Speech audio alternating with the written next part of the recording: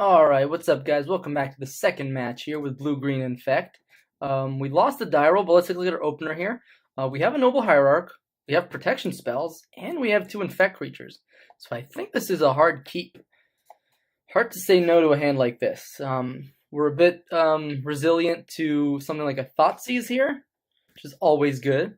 I think I'm going to lead on Forest here. We don't know what kind of deck we're up against, and we may want to have natural green sources here. So like I'm saying, like if it's a Blood Moon deck or something like that. Bloodstained Mire probably indicates to me Shadow of some variant, but it could easily be Burn, it could be Mardu. By the way that my opponent's starting here, they could very easily be Mardu.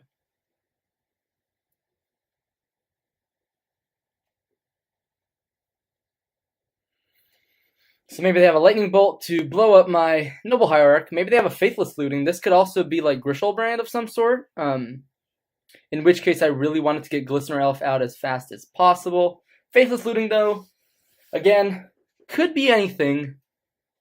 Could be a Grishelbrand deck. Fiery Temper. Okay, so this could be the Hollowed One deck actually. Street Wraith. Okay, so it looks like we're going to get Hollowed One here. 2 Hollowed Ones. That's pretty good. Especially because Apostle's Blessing is pretty bad against Hollow One. So let's go ahead and lead on Glistener Elf here. So this is one of those matchups where you like really need Blighted Agent to get through these blockers.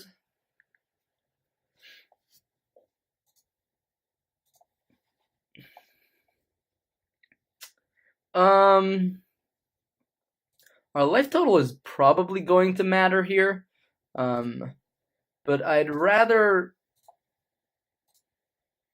give it protection from red here. Oh wow, you get protection from artifacts too? Oh, that was dumb. I should have used the Blossoming Defense here. Yep, obviously I don't know my cards well enough, but looks like creature's about to get blown out anyways.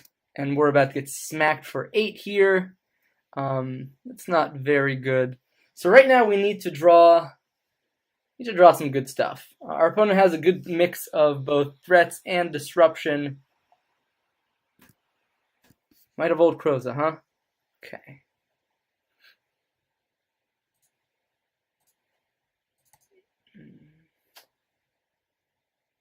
Yeah, I think we're actually forced to block here, unfortunately. That's pretty rough.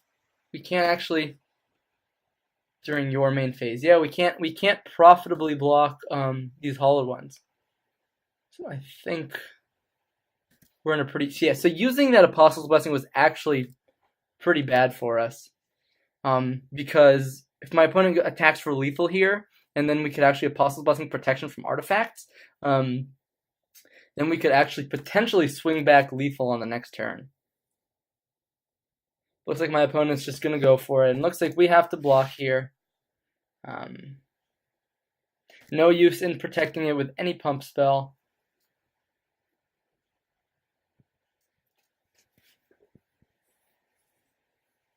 Oh my god. Yeah, no, that wouldn't have done it. Yeah. Thoughtseize. Is this like a Gurmag Angler? Yeah, this seems like a pretty rough matchup. I mean, they had Double Bolt, Fiery Temper. That'll do it.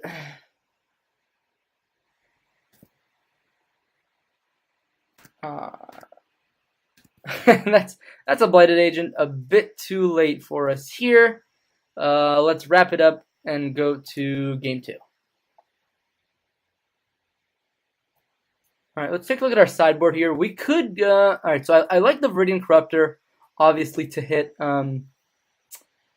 their Hollow Ones. Dissenter's Deliverance also doesn't seem like such a bad idea, although, because it always cycles no matter what, worst case scenario. I think protection spells are just going to be better, because all their interaction is going to be like 1 mana. Spell Pierce seems a bit narrow here.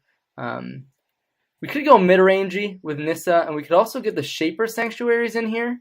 That doesn't seem horrible at all.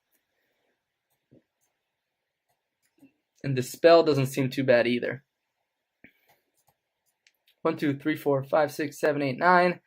So I think here I cut the mutagenic growths. With how much interaction they have, it seems like it'd be pretty easy for them to play around that.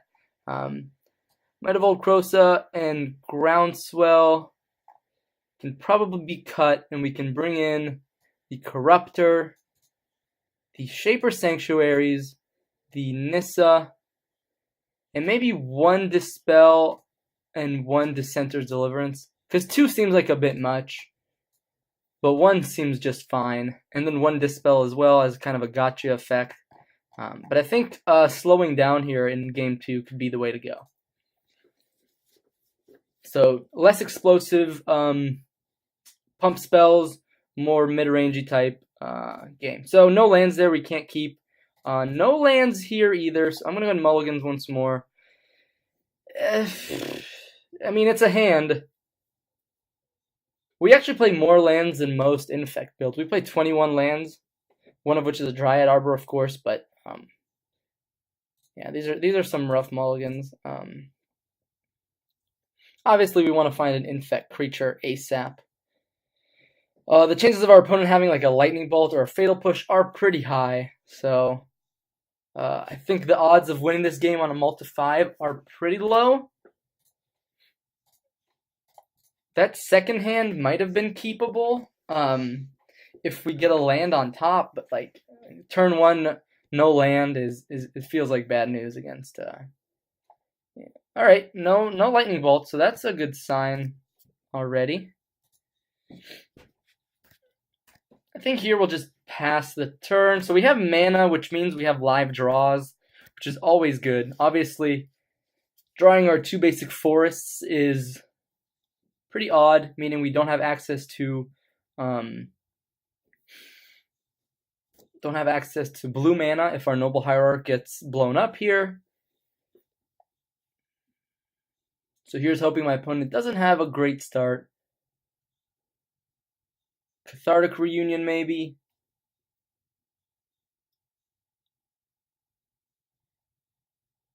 Bloodcast, Blood Crypt, sure. So that's pretty good for our opponent. It's a good way to.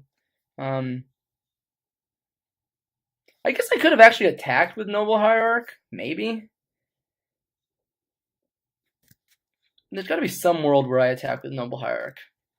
Question is, how long do I keep this Descender Deliverance in hand? I think we're so low on action that we just want to do this right now.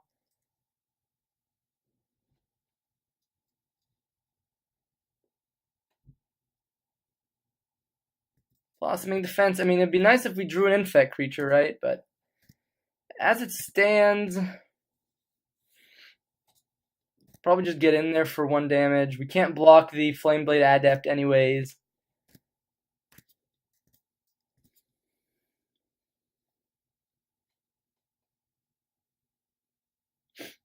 And our opponent now has, they're freshly stocked their hand with 3 new cards that aren't a Blood Crypt or a Bloodcast, which is pretty good.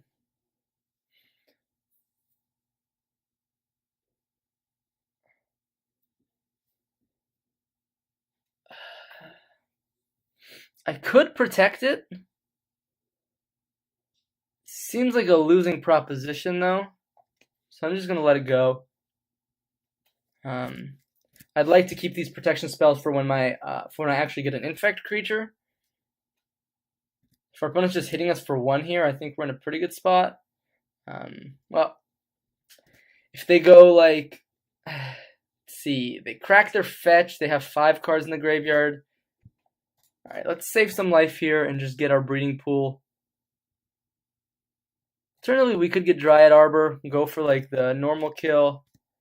Well, no, that's Hierarch is something. It's a creature. Not an ideal creature, but it's a creature.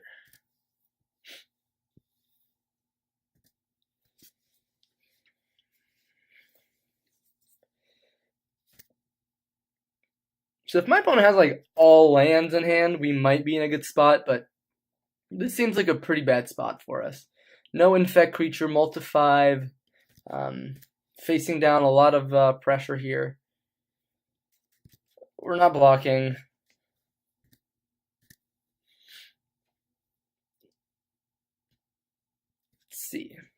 Could we gather up 15 damage over a couple turns? Maybe.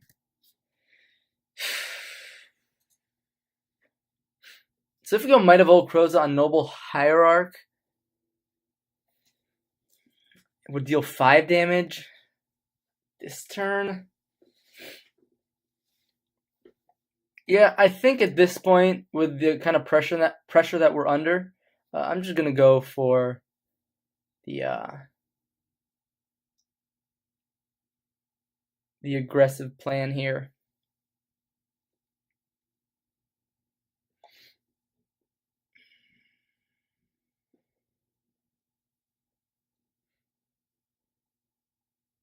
If I go Fiery Temper on my Noble Hierarch, I will protect it with Blossoming Defense. Alright. At this point, I feel like I might as well become immense.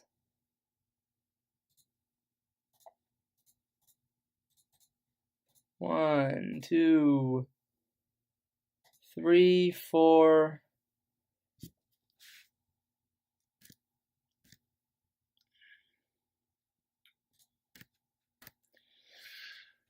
Alright, I mean, when it's down to 2, will it be good enough? Unlikely. I guess there's an argument not to blowing that Become Immense because it's not lethal, and then next turn, if we drop Pump Spell and they keep attacking, the thing is, like, we have Hexproof now, and I kind of wanted to get in damage as we have Hexproof.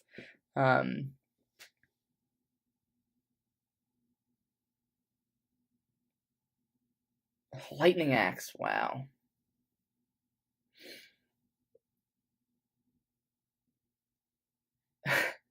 See, discarded land, infect creature. My opponent discarded lightning bolt, swamp, flame blade, adept. All right, taking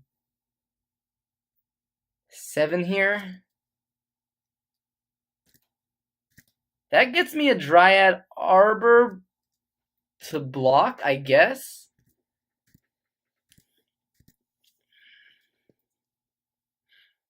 But I think we're dead here. I think this is Deadsville.